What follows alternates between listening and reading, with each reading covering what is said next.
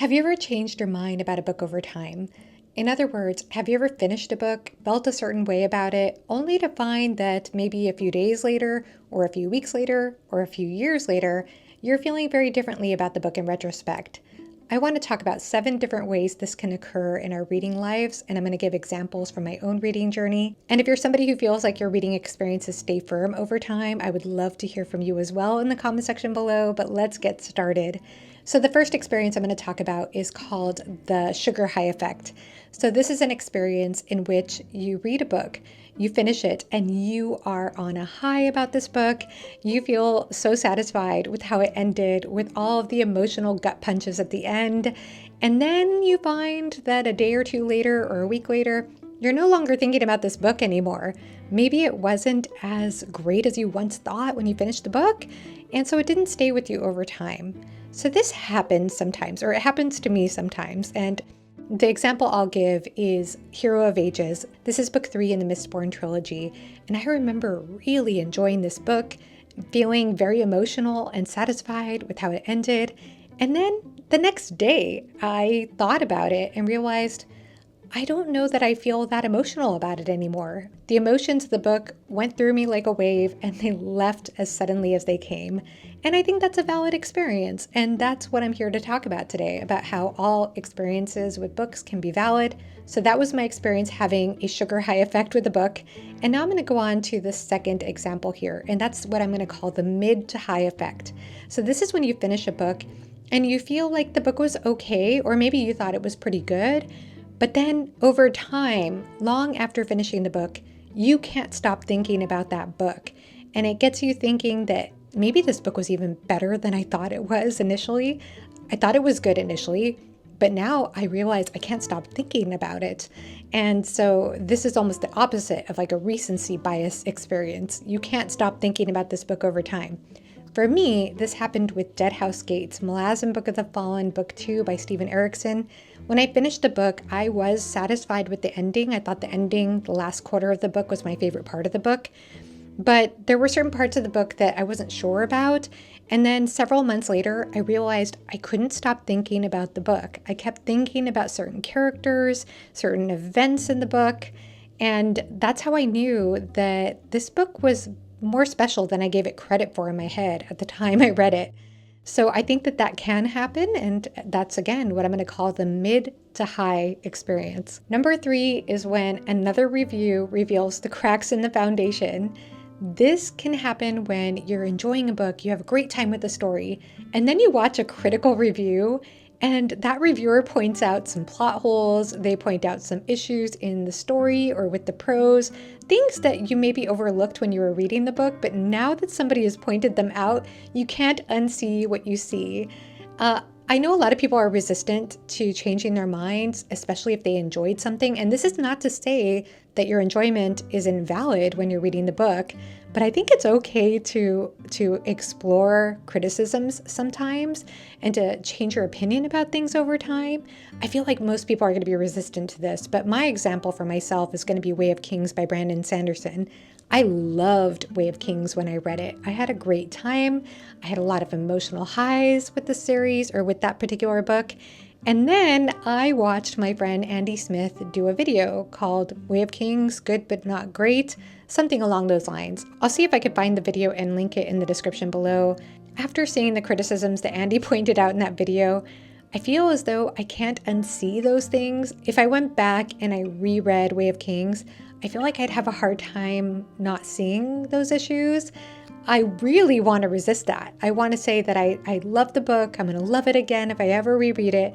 But he brought up some good things. I mean, maybe I'm wrong. Maybe I'd reread the book and I'd still love it just as much. But I have a hard time believing I would after those things were pointed out.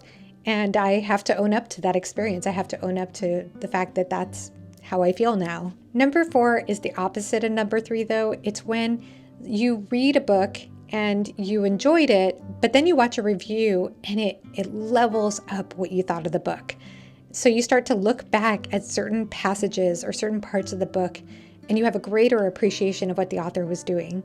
This happened to me with Butcher's Crossing by John Williams. I enjoyed the book quite a bit when I read it, but then I watched a couple of different reviews I watched a review from Man Carrying Thing and then one from Better Than Food, and both reviews were excellent and got me to reflect on certain things that maybe I didn't reflect on as deeply when I read the book. And it made me think that if I reread the book, I think I would enjoy the book even more. So I think that's possible too. That's what a good review will do, will get you to look at things more deeply. I don't think that reviews always have to correspond to our experience, and I think that it's okay for a review to influence the way we look at books. So I'm grateful to have had that experience with Butcher's Crossing because I've loved the other two books I read by John Williams, Stoner and Augustus. So it makes me feel like I have more to look forward to when I reread Butcher's Crossing. Number 5 is a more negative experience. It's when you read more books in the genre and it makes you realize that the book that you initially loved isn't quite as good as you thought initially. I think it's common that when you're new to a genre, you're more open-minded. You're not used to the typical conventions and tropes and techniques that authors will use. So you're more forgiving of these things. You're more forgiving of certain cliches because they're not quite cliche to you yet. And then as you read more books in the genre over time, you look back and realize that wasn't really as good as so many other books I've read since then. So it doesn't really hold up as a favorite. I think that's a pretty common experience. I know some people will argue that nostalgia will still be a factor that make those initial reads special, warts and all. But for me, I've certainly had this experience with a lot of fantasy books. My example for this is going to be The Poppy War by R.F. Kuang. I had a good time with that book. I learned a lot while reading it. I had a great buddy read experience reading that book. But it doesn't hold up for me after reading so many other fantasy books since then, that I feel like we're a bit more strong in its approach to character and its approach to world building and its approach to several ways of exploring theme. I feel as though I've read so many better fantasy books since then that it doesn't look as good in my memory anymore as it did when I first read it. And then the next one, number 6, is going to be kind of similar. It's more about your reading taste changing over time. So maybe at one point in your reading life, you enjoyed plot-driven stories, heist stories, certain types of tropes, and you're no longer as enamored with those type of tropes or those type of stories anymore. So a story that you enjoyed back when you enjoyed those type of things just doesn't hold up in the same way as it did when you first read it. So my example for this is Rage of Dragons by Evan Winter. I loved Rage of Dragons. Even at the time I read it, I questioned myself about it because it's a very action-packed, fast-paced type of story, and I ate it up. I was into the action scenes. I had a great time with that book. I felt like it was such a page turner. And I'm not invalidating any of these experiences I'm talking about. I'm not saying that my experience was inauthentic. I had a great time with it. But if you were to ask me about favorite fantasy right now, that is certainly not something that I would consider a favorite fantasy or reflective of my taste at all right now. It certainly was reflective of my taste in books at that time, but not so much anymore. So I feel like that's an experience that is perfectly valid and happens to many of us. Another way this can affect you is if things don't age well and that affects your enjoyment somehow. I think that's possible as well. And then my last example is more unique to books in a series. So this is when you read a book, maybe it's a book 1 in a series or a book 2, and you think it's okay. Maybe you don't really enjoy it that much, and then you read on in the series and you start to have a deeper appreciation of that previous installment more. This happened to me with The Blade Itself by Joe Abercrombie. I was bored in the second half of that book. This is book 1 in the First Law trilogy, by the way. So I remember being impressed with Abercrombie's prose, with his character work and his humor, but story-wise, I was bored in the second half of that book, and I might have not continued on had I not heard so much praise for his later books. And I think that was wise to listen to other reviewers because I read on and I loved the second book in the series. But more than that, I finished the trilogy and I was able to look back at book 1 in a different way. I started to understand and appreciate what Abercrombie was doing in that first book, but I couldn't appreciate it until I got further context after book 3. So I think that can happen sometimes in a series, and I know people hate that excuse. They hate this idea of you just need to read on in order to appreciate a book, and I understand that's not going to work for a lot of people. And these days, I don't know that I would have the patience to do that, but at the time, for whatever reason, I decided to continue on.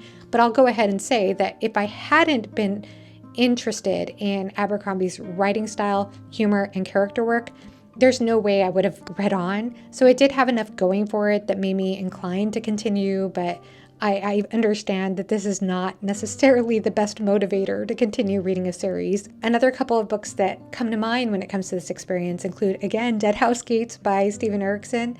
The storyline of that book had so much more significance as I read on in Malazan Book of the Fawn. Same with Book 7, Reaper's Gale, which is a book I had some mixed feelings about and then appreciated as I read on in the series. And I'm not saying that everyone's going to have that same experience. I'm not trying to pitch these books. I'm mostly just talking about this specific type of experience. So now that I've given you my experiences, I want to hear from you if you've ever had any of these situations happen to you. And if you're somebody who likes to rate your books on Goodreads or leave reviews, how does that affect you? Do you like to go back and change your reviews over time or change your ratings? I'd be curious, since I used to rate books and then I stopped. I feel as though I would be uncomfortable if somebody looked up old ratings of my books, and I know some people have, and saw what I felt about a certain book at a certain time in my life that is not reflective of how I'd feel now or how I feel looking back at the book now. But I want to talk about this more in the comment section below because I feel like this is such an interesting thing I rarely hear talked about. I rarely hear people talk about how their feelings about a book can change over time from the moment they finish the book to several months or years later, or even days later. And again, this is not to say that the initial experience was inauthentic, but that further processing can change our minds over time. I feel like stories get processed in our minds, in our memories, and with added reflection. So let me know in the comment section below if any of these 7 situations have happened to you. One other area that I didn't mention that could be relevant to this discussion is when we learn something about the author that changes the way we look at the context of the story. But that is possibly something that could be brought up in the discussion here. So please let me know thoughts in the comment section below. Thank you so much for watching and have a great rest of your day. Bye-bye.